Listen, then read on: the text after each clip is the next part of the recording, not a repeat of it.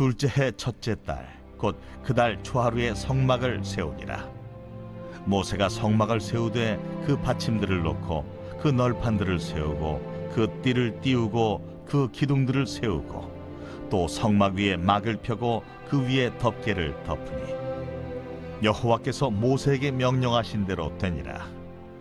그는 또 증거판을 궤 속에 넣고 채를 궤에 꿰고 속죄소를 궤 위에 두고 또 그 궤를 성막에 들여놓고 가리개 휘장을 늘어뜨려 그 증거궤를 가리니 여호와께서 모세에게 명령하신 대로 되니라. 그는 또 회막 안 곧 성막 북쪽으로 휘장 밖에 상을 놓고 또 여호와 앞 그 상 위에 떡을 진설하니 여호와께서 모세에게 명령하신 대로 되니라. 그는 또 회막 안 곧 성막 남쪽에 등잔대를 놓아 상과 마주하게 하고 또 여호와 앞에 등잔대에 불을 켜니 여호와께서 모세에게 명령하신 대로 되니라. 그가 또 금향단을 회막 안 휘장 앞에 두고 그 위에 향기로운 향을 사르니 여호와께서 모세에게 명령하신 대로 되니라. 그는 또 성막문에 휘장을 달고 또 회막의 성막문 앞에 번제단을 두고 번제와 소제를 그 위에 드리니 여호와께서 모세에게 명령하신 대로 되니라. 그는 또 물두멍을 회막과 제단 사이에 두고 거기 씻을 물을 담으니라. 모세와 아론과 그 아들들이 거기서 수족을 씻되 그들이 회막에 들어갈 때와 제단에 가까이 갈 때에 씻었으니 여호와께서 모세에게 명령하신 대로 되니라. 그는 또 성막과 제단 주위 뜰에 포장을 치고 뜰문에 휘장을 다니라.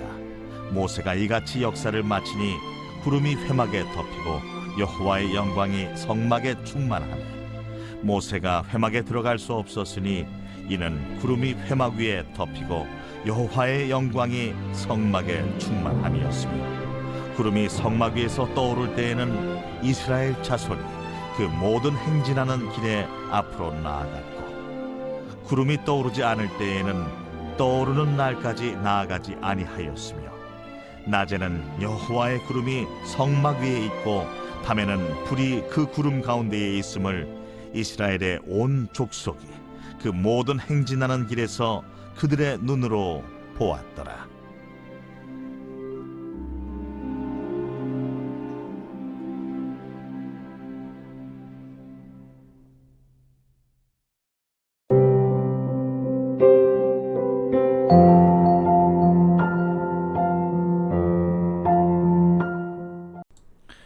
여러분 반갑습니다. 오늘도 큐티로 여는 기막힌 하루입니다. 본 말씀 출애굽기 40장 17절부터 38절의 말씀입니다. 자, 오늘은 이 출애굽기의 마지막 시간입니다. 오늘 말씀을 통해 그간 하나님께서 모세에게 말씀하셨던 그 성막이 실체가 되어 완성됩니다. 우리 인생의 목적도 이 거룩과 구원을 완성하는 것이죠. 그 거룩과 구원이 완성되기 위해 무엇이 필요합니까? 자, 먼저 첫 번째로 모든 것은 여호와께서 명령하신 대로 된 것입니다. 자, 본문의 33절에 보니까 모세가 이같이 역사를 마치니라 그랬습니다. 드디어 성막 건축이 완료가 되었습니다. 이 성막이 완성되기까지 성막에 필요한 모든 재료들이 작은 것에서부터 큰 것까지 자신의 위치와 역할에 순종해야 했습니다. 정해진 위치에 기물들이 놓이고 그 정해진 역할을 잘 수행하니 비로소 성막이 아름답게 세워지게 되는 것입니다. 여러분, 오늘 이 성전을 짓는 데 필요한 모든 재료들은 좋은 것 나쁜 것이 따로 없죠. 그것이 어느 위치가 되었던 또 어떤 역할이 되었던 그 각각에는 의미가 있고 성막이 세워지기 위해서 반드시 필요한 것들이었습니다. 자, 그런데 만약 생각해 보십시오. 그렇게 성막을 구성하는 재료들 가운데 어느 것 하나라도 나는 이런 역할이 싫다고, 나는 그 자리에 있기 싫다고 박차고 나온다면 그거 어떻게 되겠습니까?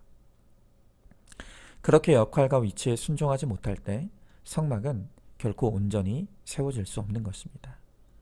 특별히 오늘 성경에 보니까 이렇게 성막을 이루는 재료들의 역할과 위치에 대해서 매우 중요한 메시지를 오늘 성경은 반복하고 있습니다. 자, 제가 어제도 말씀드렸죠. 우리가 큐티를 할 때 그 본문에서 핵심 주제를 찾기 위해서는 반복되는 단어나 문장을 주목하라고 말씀드렸습니다. 자, 오늘 본문에도 그렇게 반복되는 문장이 있습니다.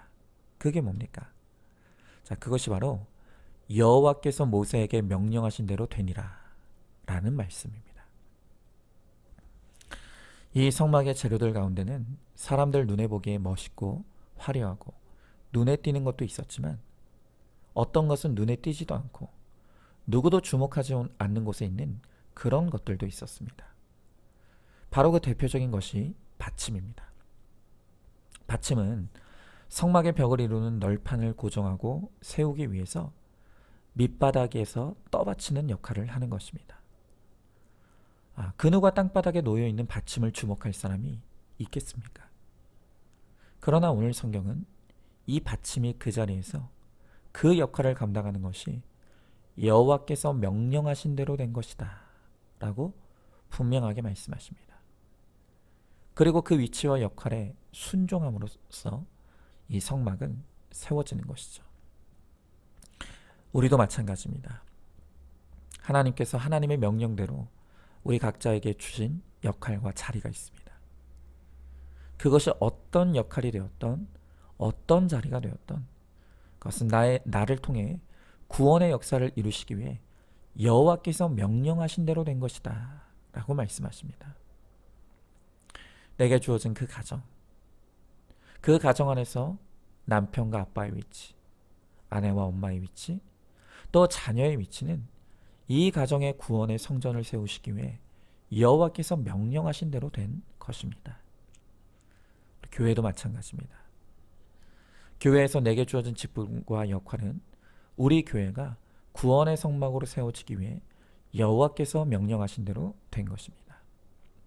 우리가 여호와께서 명령하셔서 주신 나의 역할과 위치에 잘 순종하기만 하면 주님이 나의 순종을 통해 그것에 성전을 세워주시고 임재하여 주셔서 구원의 역사를 완성해 주시는 것입니다. 그런데 나는 내 역할이 싫다고, 나는 내 위치가 싫다고 그것을 박차고 나오면 구원의 역사도 무너질 수밖에 없는 것이죠. 제 이야기를 좀 하겠습니다. 제가 우리 안산중앙교회 부임하고 난 후에 저는 인생에서 한 번도 경험한 적이 없는 가장 힘든 고난의 시간을 만났었습니다. 그런데 그때 제가 가장 많이 했던 불평이 하필이면 왜 내가 였습니다. 하필이면 그 세 형제 중에 왜 내가, 하필이면 그 하고 많은 목사들 중에 왜 내가, 하필이면 그 많고 많은 교회 중에 왜 내가. 저는 이렇게 제가 당하는 고난이 해소되지 않아서 하루에도 수십 번 하필이면 왜 내가를 외치면서 원망과 불평을 쏟아냈습니다. 그러나 주님은 오늘 말씀을 통해 하필이면 그 세 아들 중에, 그리고 그 많고 많은 목회자 중에, 또한 그 많은 교회들 중에 다른 사람이 아닌 바로 제가 우리 안산중앙교회 담임 목사로 세워진 것은 여호와께서 박은성에게 명령하신 대로 된 일이라고 말씀하시는 것이죠. 제 인생의 과거, 현재, 그리고 미래도 그 어느 것 하나 하나님의 뜻과 섭리를 벗어나서 일어나는 일은 아무것도 없습니다. 그 모든 것은 100% 오르신 하나님의 뜻하심과 계획하심 안에서 일어난 있어야 될 일인 것입니다. 마찬가지로 제가 우리 교회에 오게 된 것은 이곳에 구원의 성막을 세우라고 여호와께서 저에게 명령하신 대로 된 일입니다.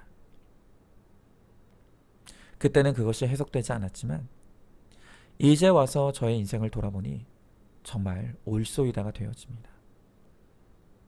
만약 제가 우리 교회에 오지 않았다면 저는 김양재 목사님과 우리들 교회를 만나지 못했을 것입니다. 또 우리 교회에서 고난을 당하지 못했다면 구속사의 복음이 열리지 못했을 것입니다.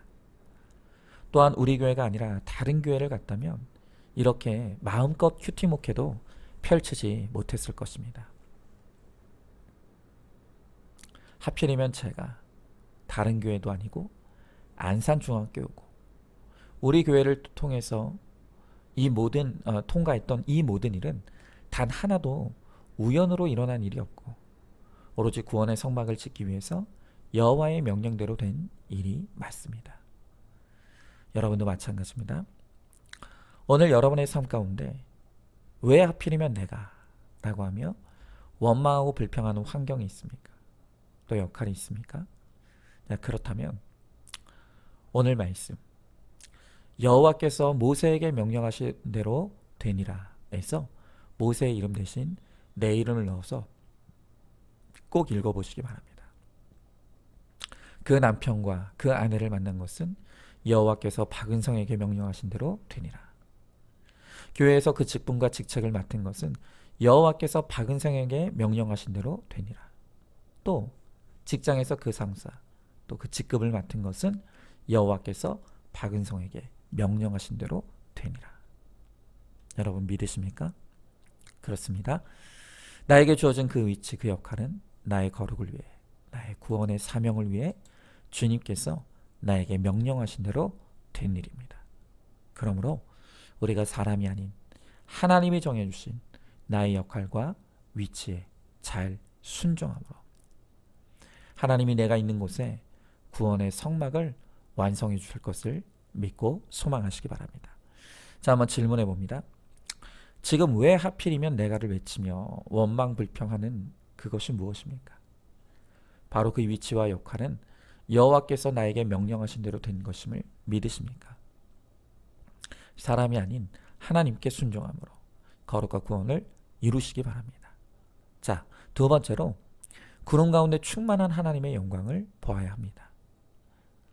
자, 오늘 34절의 말씀에 보니까 이렇게 성막, 회막이 완성되자 그곳에 구름이 덮이고 여호와의 영광이 충만하게 임했다고 합니다. 여러분, 우리 인생에 주님의 영광이 임하는 때가 언제입니까? 주님의 영광은 내가 평안하고 안락하고 등 따시고 배부를 때는 보이지 않습니다. 임하지 않습니다. 하나님의 영광은 내 인생의 먹구름과 같은 고난이 찾아와 소망이 보이지 않을 때, 지진처럼 땅이 흔들리고 천둥 번개처럼 하늘이 무너지는 환난의 사건 가운데 주님은 영광 가운데 우리를 찾아오십니다. 오늘 제 이야기를 좀 더 하자면 저는 모태신앙으로 한평생 신앙생활하면서 목회자까지 되었습니다. 하지만 저는 늘 모범생을 추구하며 살아오면서 저의 성실과 열심 그리고 착함으로 살아왔고 그것이 저의 우상이었습니다. 저는 제가 이렇게 착하고 성실하게 살면 못할 일이 없고 하나님도 이런 나를 도와주실 수밖에 없다는 이 굳건한 믿음이 있었습니다.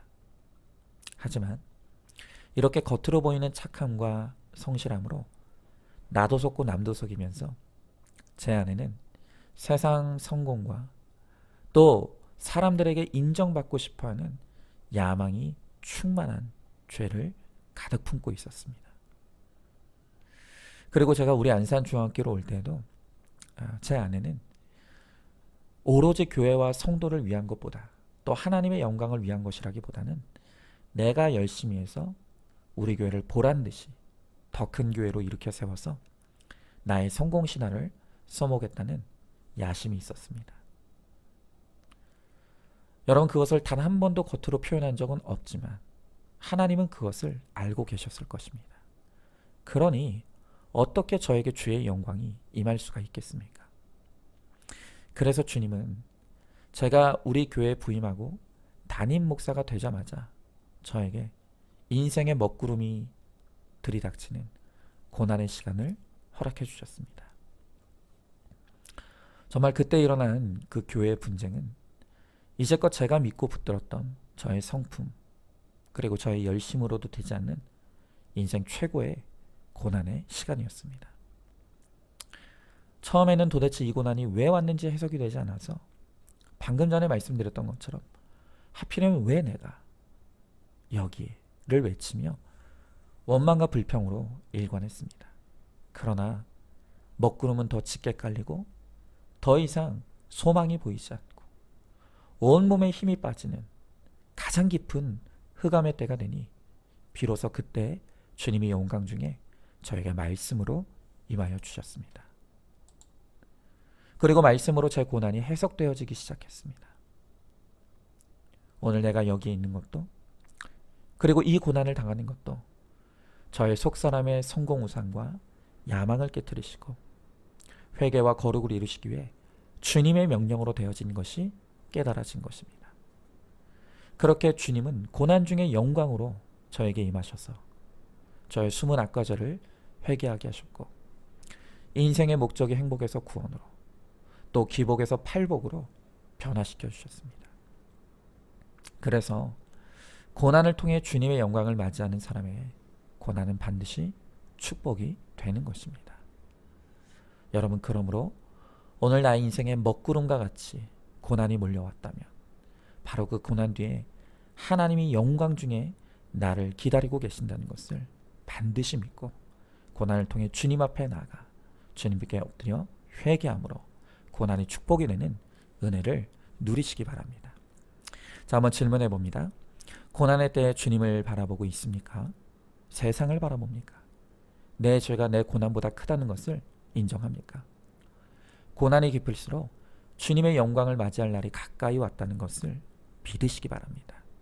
자, 마지막 세 번째로 주님이 우리를 천국으로 인도해 주십니다.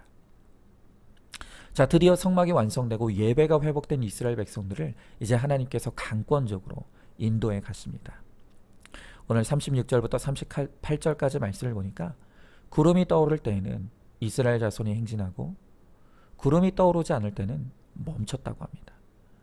또 낮에는 구름이, 밤에는 불이 그 구름 가운데 있어서 그들의 가는 길을 인도했다는 거 하고 있습니다. 여러분, 우리는 하나님께로부터 이 세상에 보냄받은 존재이고 또 때가 되면 다시 하나님께로 돌아가는 나그네 인생입니다. 우리는 천국이라고 하는 분명한 목적지를 향해 가고 있습니다. 하지만 우리의 본향, 천국으로 가는 길은 결코 좋은 길도 아니고 쉬운 길도 아닙니다. 예수님도 신자가 가는 구원의 길은 좁고 협착하여 많은 사람들이 찾지 않는 길이라고 말씀하셨습니다.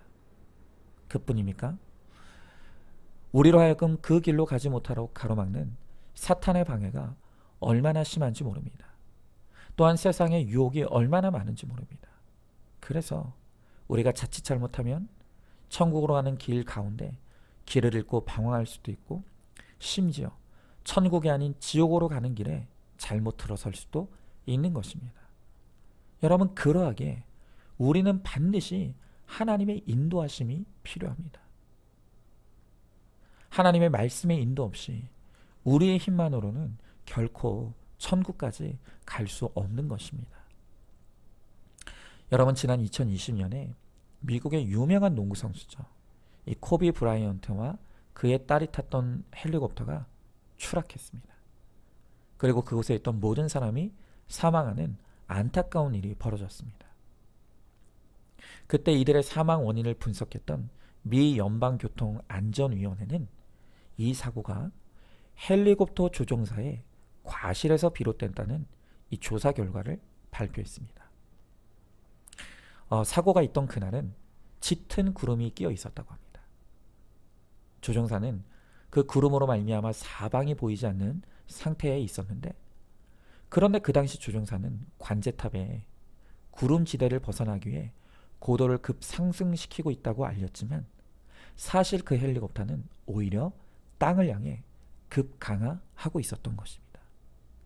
여러분, 원래는요, 이렇게 사방이 안 보이는 상황이 되면 조종사는 반드시 자신의 감이 아닌 계기판만 보게 되어 있다고 합니다.